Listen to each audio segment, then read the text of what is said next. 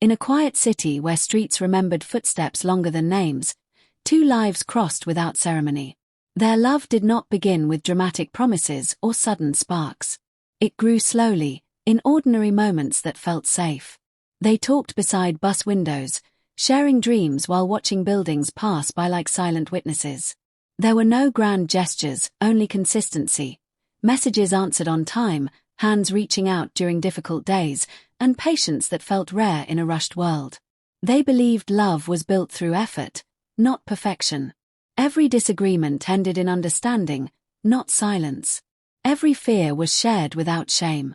Friends admired their bond, calling it rare and strong, something untouched by doubt. To them, loyalty was not just a promise, it was a shared belief.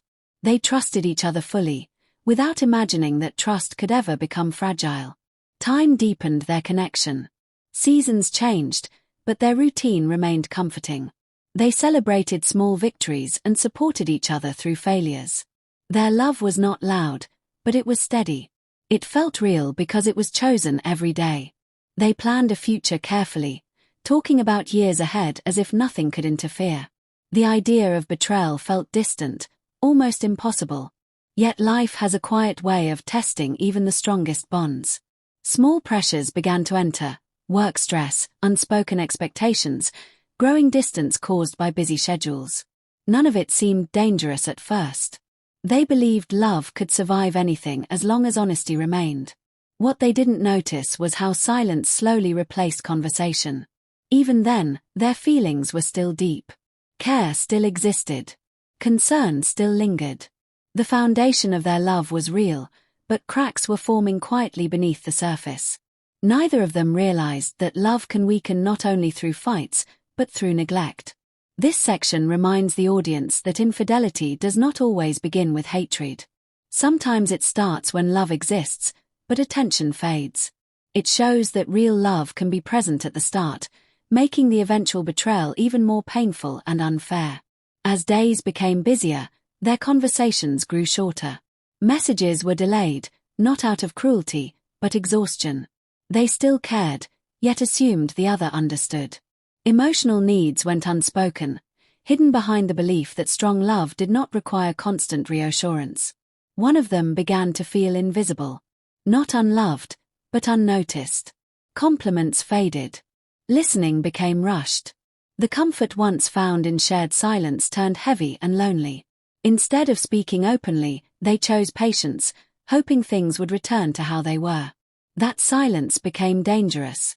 Someone new entered the picture, not as a replacement, but as a listener. This new presence offered attention without responsibility, understanding without history. Conversations felt easy. There were no expectations, no shared past to protect. Emotional walls lowered naturally. The betrayal did not happen in a single moment. It developed gradually, through late replies, hidden smiles at messages, and secrets justified as harmless. Guilt existed, but it was quiet and easily ignored. After all, nothing physical had happened, at least not yet. Meanwhile, the original bond continued, unaware of what was forming beneath the surface. Trust still stood, fragile but intact. Promises were still spoken, though they were losing meaning. One heart was slowly dividing, torn between loyalty and emotional escape. This section highlights a painful truth. Infidelity often begins emotionally before it becomes visible. It is not always about desire, but about feeling seen again. The unfairness lies in the fact that the betrayed partner was never given a chance to fix what they didn't know was broken. Healing did not come quickly. There was no dramatic ending, only quiet separation. Both carried guilt and pain in different forms. One lost trust. The other lost respect for their own choices. Love remained in memory, but it could no longer exist in reality. Acceptance arrived slowly. Not forgiveness, not reunion, just understanding. They learned that love must be protected, not assumed. That silence can be more harmful than arguments. That emotional honesty matters as much as physical loyalty. The ending was unfair because love was real. Feelings were deep. But choices changed everything.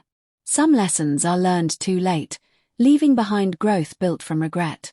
This final section reminds the audience that not all love stories end with hate. Some end with lessons, scars, and a quiet strength that comes from surviving betrayal. Truth has a way of revealing itself, even when hidden carefully.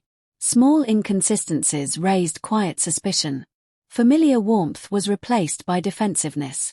Questions were answered vaguely. The connection felt different, distant, guarded, unfamiliar. When the truth finally emerged, it did not come with anger at first. It arrived as disbelief. How could something so real end this way?